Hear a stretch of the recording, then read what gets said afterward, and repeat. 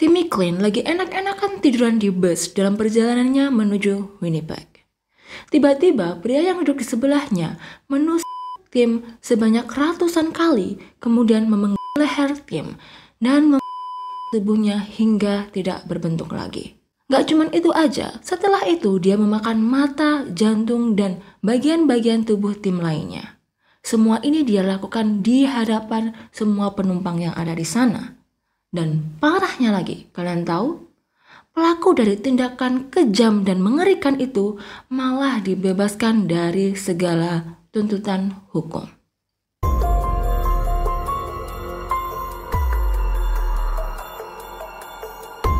Hello fam, balik lagi di PKK, pembahasan kasus kriminal.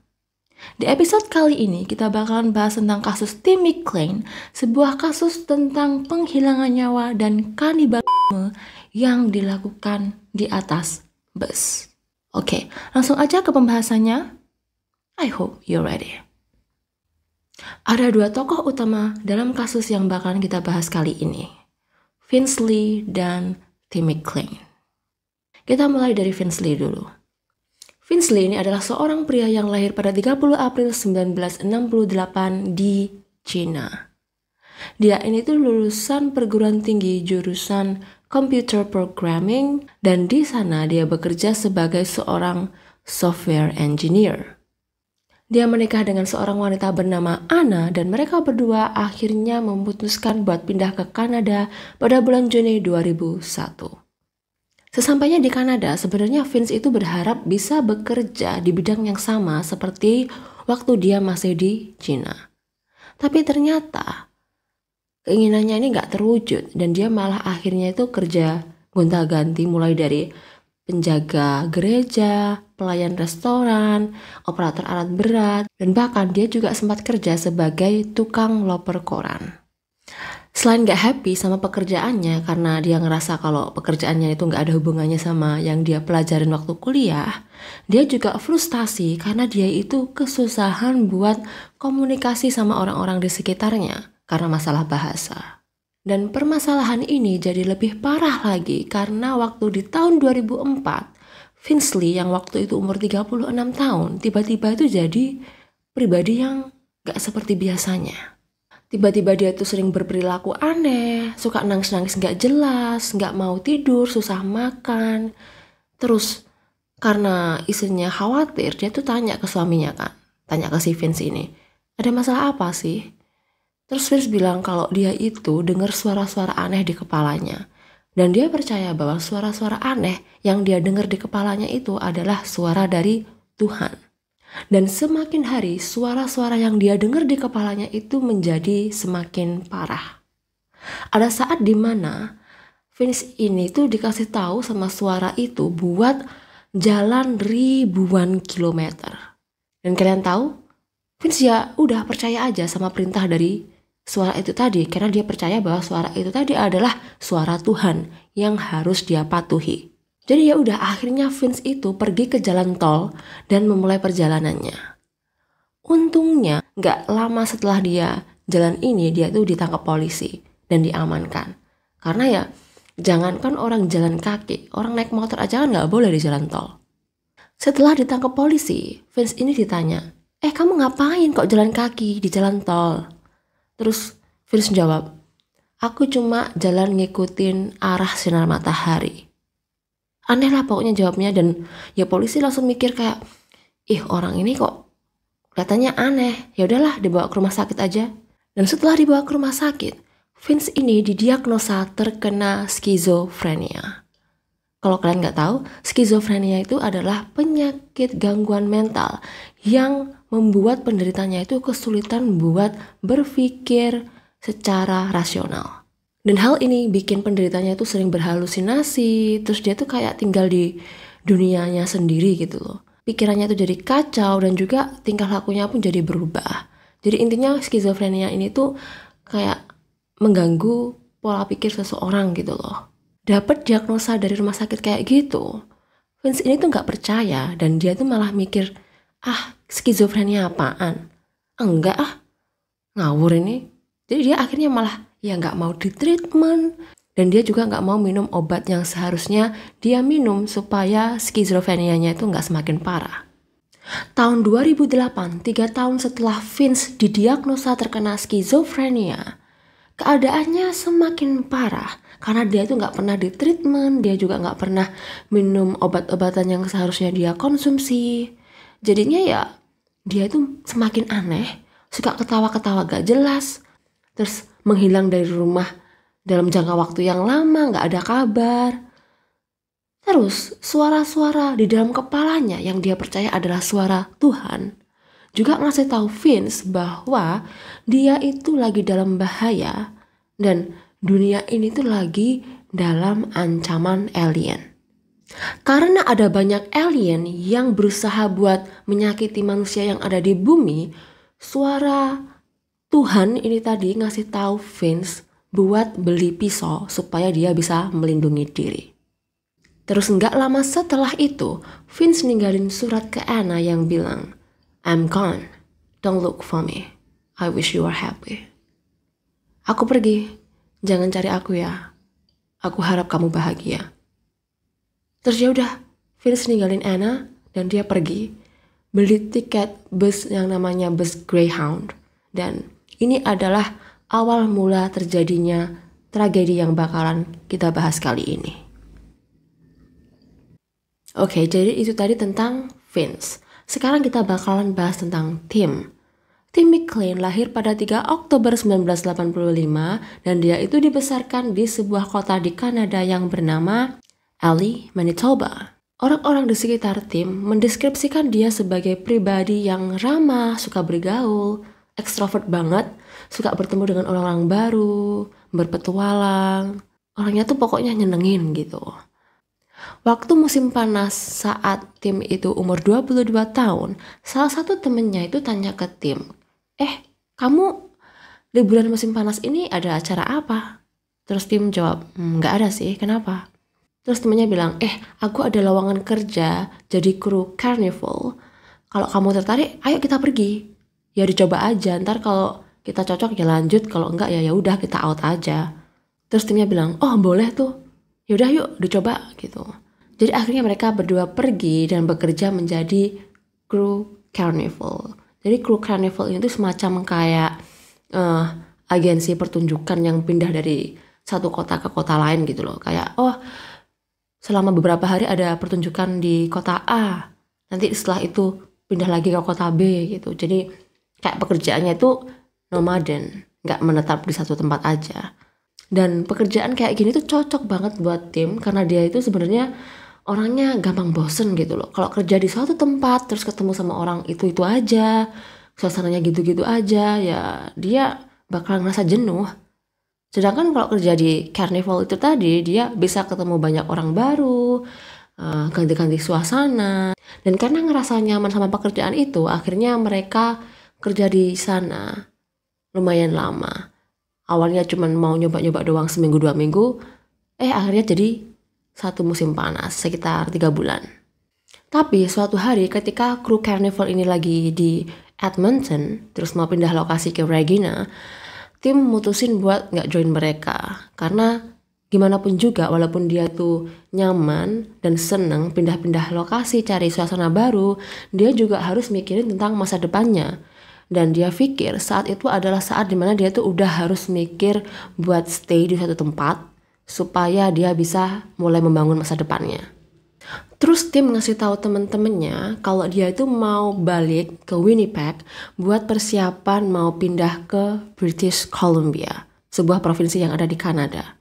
Karena sebelumnya Tim sama temen-temennya yang ada di Carnival tuh sempat ada pertunjukan di sana. Terus Tim ngerasa di sana itu tempatnya enak dan dia ngerasa nyaman. Karena alasan itu Tim mutusin buat mau menetap di sana.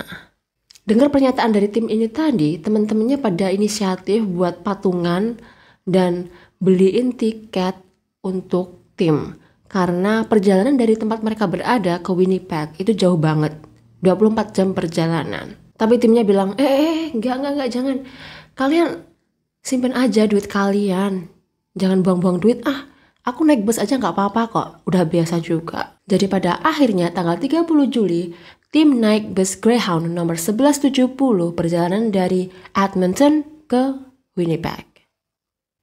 24 jam sebelum tim naik ke bus itu, Vince juga seharusnya naik ke bus yang sama dengan rute yang sama, yaitu dari Edmonton ke Winnipeg. Tapi ketika bus itu sampai di Erickson, Vince ini lagi-lagi tiba-tiba mendengar suara dari dalam kepalanya. Dan suara itu memberitahu dia bahwa dia dalam bahaya besar dan dia harus turun dari bus itu. Jadi pada akhirnya Vince turun dari bus itu dan berhenti di Erickson. Setelah beberapa saat di Erickson, Vince sadar kalau dia itu di sana nggak ada kegiatan apa-apa ya, karena dia kan seharusnya pergi ke Winnipeg. Jadi karena dia gabut di sana, dia itu tiba-tiba memutuskan buat menjual semua barang-barang yang dia bawa. Sebenarnya dia nggak terlalu banyak bawa barang-barang sih, cuman beberapa tas dan juga laptop. Dia naruh tulisan dijual 9 juta di atas laptopnya. Terus ketika ada anak umur 15 tahun yang lewat di depannya, si Vince ini nawarin, kamu mau beli laptop nggak nih 9 juta? Terus anak itu jawab, tapi kalau 9 juta aku nggak punya. Aku punya cuma 900 ribu. Boleh nggak? Sebenarnya anak ini tadi ngomong kayak gitu cuma bercanda sih. Karena dia tahu nggak mungkin laptop dijual seharga 900 ribu. Apalagi laptop yang dibawa Vince itu tuh masih baru. Tapi dasarnya Vince aneh ya. Dia malah ngiyain aja, dia bilang, oke, yaudah nih beli 900 ribu. Ya dengan senang hati anak itu bayarlah 900 ribu. Dia anggap lagi dapat rezeki nomplok. Terus setelah jual laptop, dia bakar barang-barang yang gak terjual di pinggiran jalan. Jadi sekarang Vince sudah gak bawa barang apapun. Karena gak ada lagi bis ke arah Winnipeg, jadi kan Vince harusnya nunggu di sana selama 24 jam. Nah, kalau orang normal kan seharusnya cari tempat penginapan atau gimana. Tapi Vince ini tuh cuma duduk di situ, ngelihatin ke arah depan, pandangan kosong, melotot. Dan dia juga terkadang mondar-mandir sambil ngomong-ngomong sendiri pakai bahasa asing. Jadi di sana orang-orang tuh mikir kayak, orang itu ngapain sih, kok aneh? Jangan-jangan orang nggak waras gitu. Jadi mereka akhirnya malah berusaha untuk menjaga jarak dari Vince. Beberapa jam berlalu dan akhirnya bis yang dikendarai oleh tim pun berhenti di Erickson. Dan ya udah Vince ini akhirnya naik ke atas bus dan dia ngambil duduk di bagian depan. Selama di dalam bis, Vince ini tuh nggak ngobrol sama siapa-siapa dan orang-orang pun juga mau ngajak dia ngobrol tuh ragu karena gerak-geriknya Vince itu terlihat kayak aneh gitu. Bis itu pun melanjutkan perjalanan hingga akhirnya bis itu sampai di tempat pemberhentian selanjutnya. Di tempat pemberhentian ini, para penumpang itu turun untuk beristirahat. Ada yang beli makan, ada yang ke toilet, ada juga yang ngerokok. Dan setelah waktu istirahatnya selesai, mereka pun kembali ke dalam bis. Nah, anehnya ketika para penumpang yang lain tuh kembali duduk di tempat duduknya yang semula, Vince ini malah milih buat ganti tempat duduk. Dan dari sekian banyak tempat duduk kosong yang bisa dia pilih, dia akhirnya malah duduk di sebelah tim. Dan tim ini posisinya duduk di bagian belakang. Bukan tempat duduk paling belakang sih, tapi dia tuh udah yang di pojokan gitu loh. Nah mungkin kalau orang lain, ada orang asing tiba-tiba duduk di sebelahnya ketika ada tempat duduk lain yang kosong melompong, mungkin bakalan ngerasa kayak keberatan gitu ya. Ngapain sih kalau duduk di sini? Duduk di sana lah gitu. Tapi berhubung tim ini emang dia tuh orangnya ramah dan dia tuh suka bertemu dengan orang baru. Ketika dia melihat Vince duduk di sebelahnya, dia senyum, terus dia bilang kayak, "Hai, apa kabar?" gitu. Terus mungkin karena tim ngantuk ya, jadi dia pasang headphone, dengerin musik, dia tuh senderan di kaca jendelanya bis dan dia tidur. Nah karena tim ini tidur, dia tuh nggak ngelihat gerak-gerik perilaku aneh yang dilakukan oleh Vince. Tapi ada banyak penumpang di sana yang bilang kalau gerak-geriknya Vince tuh aneh. Jadi perjalanannya ini tuh kan pada malam hari. Tapi entah kenapa setelah turun dari bus terus dia naik lagi, Vince itu malah pakai kacamata hitam. Buat apa? Orang gak ada sinar matahari, gak panas juga. Terus dia itu pegang dua benda. Yang pertama gulungan tisu toilet dan yang satunya itu es teh ukuran 2 liter yang diwadahin botol gitu. Jadi botol gede. Setelah tim tidur, Vince ini tuh kan mau minum es tehnya dia. Kalau orang normal seharusnya kan tisunya itu ditaruh supaya tangannya bisa buat buka tutup botol. Tapi Vince tuh kayak nggak mau banget ngelepas gulungan tisu toiletnya itu tadi. Jadi yang dia lakukan tuh adalah dia ambil tisu toilet itu tadi, dia taruh di bawah dagunya, terus dia pakai dagunya buat nahan tisu toiletnya. Jadi dia sambil gini, terus sambil buka tutup botol es tehnya. Dan parahnya lagi, suara yang ada di kepala Vince itu semakin menjadi-jadi. Dan suara itu memberitahu Vince bahwa dia sedang dalam bahaya besar. Karena Tim yang duduk di sebelahnya adalah jelmaan iblis yang berusaha untuk menyakiti Vince dan juga semua penumpang yang ada di sana. Saat itu keadaan bus ini lagi tenang.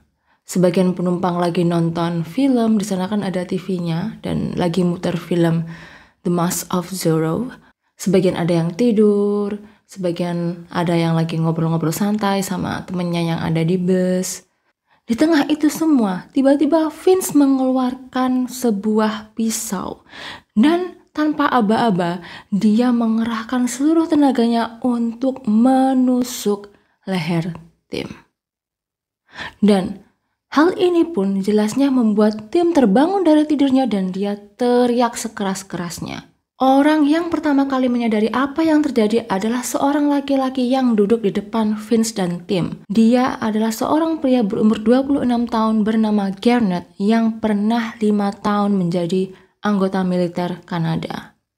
Dan ketika dia melihat apa yang terjadi, dia langsung berteriak dan memberitahu semua penumpang yang ada di dalam bus bahwa sedang ada orang yang melakukan penusukan. Dan orang-orang pun langsung panik. Supir bisnya langsung minggirin mobilnya di pinggiran jalan tol, sedangkan orang-orang berhamburan berusaha buat keluar dari bus. Keadaannya itu benar-benar semrawut sampai ada orang tua yang jatuh terus sempat keinjek-injek. Bahkan ada seorang ibu yang sedang membawa balita.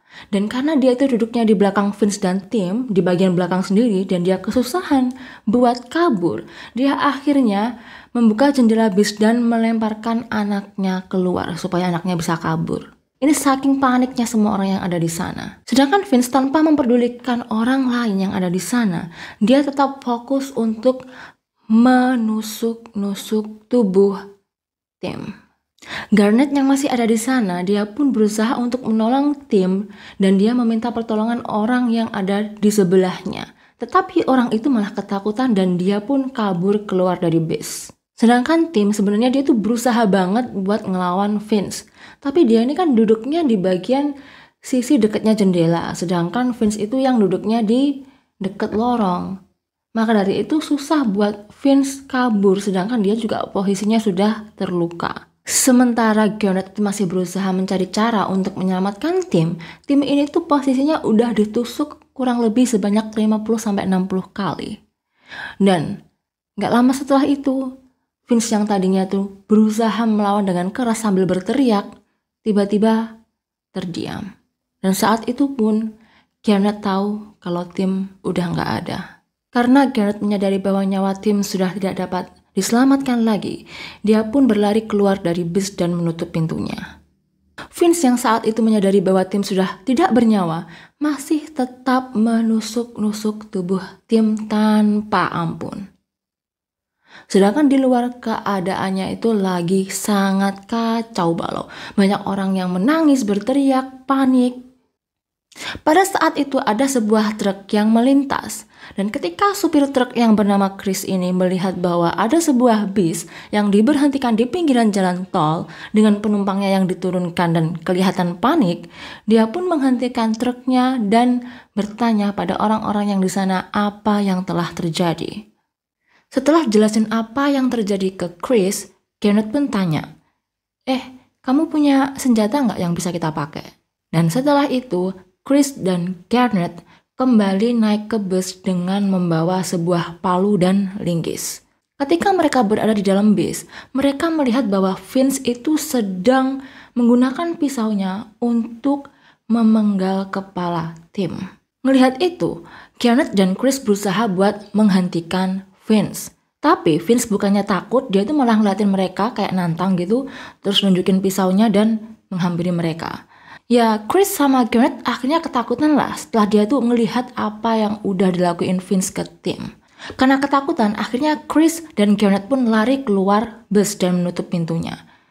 Terus supir busnya buru-buru buat ngunci pintu itu dari luar supaya Vince nggak bisa kabur. Dan dia juga menghidupkan sistem untuk membuat bis itu nggak bisa dijalankan. Nggak lama setelah itu, Vince menghampiri para penumpang yang ada di luar bus. Terus lewat kaca jendela, dia itu nunjukin kepala Tim yang udah berhasil dia penggal. Dia pamerin tuh kayak gini. Seakan-akan dia lagi pegang piala. Terus sambil diliatin tuh satu persatu para penumpangnya. Dan dia jatuhin kepala Vince gitu aja. Dan para penumpang yang ada di sana ngelihat kejadian itu dan mereka pun langsung teriak histeris. Ngelihat para penumpang ketakutan, Vince ini jadinya malah kayak seneng, bangga gitu. Terus dia kembali lagi ke tubuh Tim untuk memutilasi. Beberapa saat kemudian, polisi pun akhirnya datang ke tempat kejadian. Dan di sini pasti kita mikir, oh polisinya udah datang, beres deh masalahnya. Tapi kalian tahu? Masalahnya nggak berhenti sampai di situ aja. Karena apa? Karena ketika polisi itu datang ke tempat kejadian, mereka itu cuma nungguin di luar bus tanpa ada usaha buat cepet-cepet masuk ke dalam dan menghentikan Vince. Ya tahu sih mereka posisinya udah ngelihat Tim keadaannya kayak gitu, nggak bisa diselamatin. Tapi ya masa cuma ngeliatin doang di luar sama penumpang-penumpang yang lain. Dan polisi ini tuh di luar ngeliatin Vince gak cuma 1 menit 2 menit loh. Ini berlangsung selama berjam-jam. Bahkan ketika mereka melihat Vince lagi motong-motong tubuh Tim, mereka cuma ngeliatin aja. Bener-bener gak ada usaha buat menghentikan. Jadi di sana Vince mulai memotong tubuh Tim dari dada terus ke perut.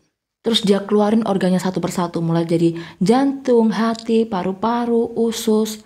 Dan setiap dia ngeluarin organ-organ itu, dia kasih lihat ke penumpang yang ada di luar satu persatu lewat jendela bus. Dilihatin satu-satu, ini jantung, nih paru-paru, nih usus, kayak gitu. Dan ya, polisinya cuma ngeliatin doang. Parahnya lagi, setelah itu, Vince ngeliatin orang-orang yang ada di luar lewat jendela bis. Terus dia liatin lagi tuh jantungnya ke orang-orang. Setelah itu kalian tahu apa yang dia lakukan? Dia gigit jantung itu dan dia makan di hadapan semua orang yang ada di luar. Dan apa yang polisi lakukan? Lagi-lagi mereka cuman liatin doang. Alasan kenapa Vince sampai ngelakuin itu semua adalah karena lagi-lagi suara yang ada di kepalanya itu ngasih tahu dia bahwa dia harus benar-benar menghancurkan tubuh Tim. Kalau bisa sampai dihilangin. Karena kalau enggak, Tim bakalan hidup lagi dan menyakiti Vince. Karena alasan itu akhirnya Vince memutuskan buat memakan bagian tubuh Tim. Supaya dia nggak bisa bangkit hidup lagi. Setelah kurang lebih 4-5 jam polisi ada di sana, akhirnya Vince ngerasa kalau apa yang dia lakuin ke tubuh Tim itu udah cukup dan Tim gak bakalan bisa kembali hidup lagi. Jadi setelah itu dia memecahkan kaca jendela bis dan melompat keluar bis untuk kabur. Tapi ya karena ada banyak polisi di sana, akhirnya dia pun langsung diamankan. Ada banyak polisi di sana. Ya jelasnya mudah buat mengamankan Vince yang cuma seorang diri. Terus kenapa kok nggak dari tadi polisi-polisi ini ya? Aku bener-bener nggak paham. Kok malah cuma ngeliatin aja sampai Tim jadinya kayak gitu? Kan kasihan banget. Bahkan ketika mereka itu menggeledah baju yang dipakai Vince, mereka itu nemuin ada telinga dan lidah Tim yang disimpan di dalam sakunya Vince. Entah buat apa kok disimpan di saku. Apa dia mau lanjut makan apa gimana nggak paham. Dan akhirnya waktu mereka itu masuk ke dalam bus dan mereka berusaha buat ngambil tubuh Tim, mereka malah terbelalak. Karena apa? Karena nggak ada satupun bagian tubuh Tim itu yang masih utuh. Semuanya udah tercecer di mana-mana. Ada juga yang sebagian tuh masuk di kantong plastik. Sedangkan Vince setelah dia diamankan sama polisi, dia juga sempat dibawa ke rumah sakit karena dia ternyata ada luka-luka setelah ngelakuin itu semua. Dan setelah itu dia juga diperiksa secara mental dan ditemukan bahwa dia ini mengidap skizofrenia yang parah banget. Ya iyalah, gimana mau nggak parah, orang dia 3 tahun udah didiagnosa tapi malah nggak ada treatment dan juga nggak mau minum obat. Setelah kejadian ini kan orang-orang pada gempar semua. Terus acara berita-berita di TV juga semuanya ngeliput berita tentang kejadian di bus itu tadi. Dan salah satu orang yang dengerin berita itu adalah ibunya Tim. Tapi pada waktu itu masih belum disebutkan siapa nama korbannya karena polisi juga masih kesusahan buat identifikasi. Kan Tim udah dalam keadaan kayak gitu tadi ya kan. Sebenarnya ada sih ID-nya Tim, jadi mereka nemuin ID card-nya kayak KTP gitu. Tapi kan mereka juga harus tetap konfirmasi ulang lewat DNA. Waktu denger berita itu, ibunya Tim tuh langsung kayak ngerasa ikut sedih gitu. Dia bilang, aduh kok bisa ya kejadian kayak gitu, ngeri banget. Gak bisa bayangin perasaan kedua orang tuanya. Bahkan dia itu sampai doain keluarga korban supaya diberi ketabahan. Dia ngerasa kayak, aduh gak bisa bayangin perasaan orang tuanya. Pasti hancur banget.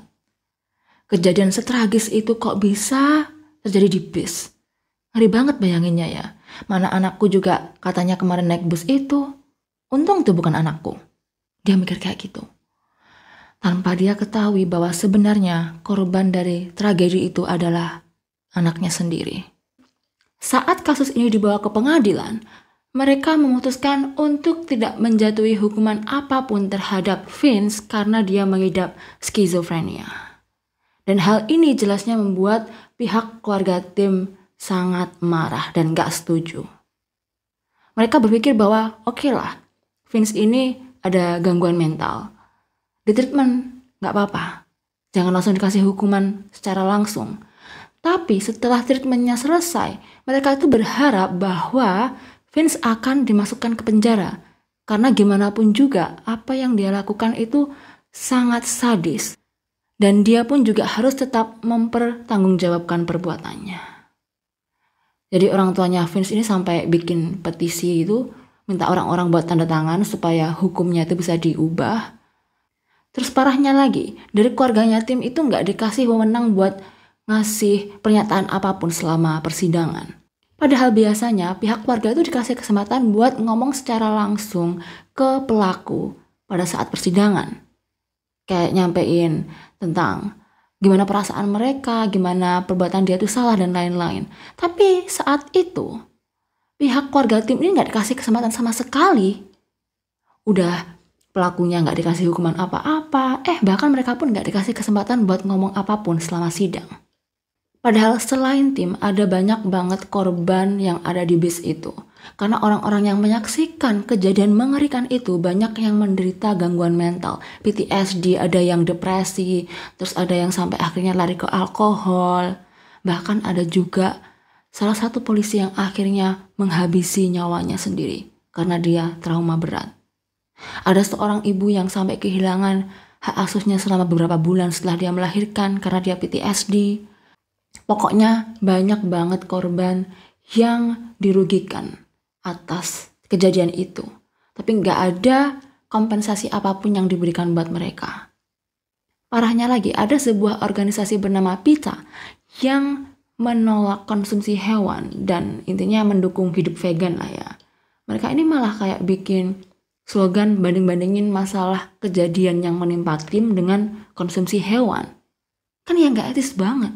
Terus Vince ini kan nggak dijatuhi hukuman secara hukum, tapi dia kan ditaruh ke tempat rehab. Dia di sana diterapi lah intinya. Dan ini tuh cuma berjalan selama 8 tahun. Setelah 8 tahun dia tuh dibebasin. Ya jadi itu tadi kasus tentang Tim McClain. Gimana pendapat kalian? Kalau menurutku sih seharusnya Vince ini setelah diterapi dan dinyatakan sudah sehat secara mental, dia ini tuh harusnya dikasih hukuman juga. Karena dia tetap harus mempertanggungjawabkan perbuatannya. Karena kasusnya tuh brutal banget loh. Masa cuman kayak gitu aja? Terus di mana keadilan buat keluarganya Tim? Tapi ya udahlah. Anyways, thanks for watching. I'll see you. Until next time. Bye-bye.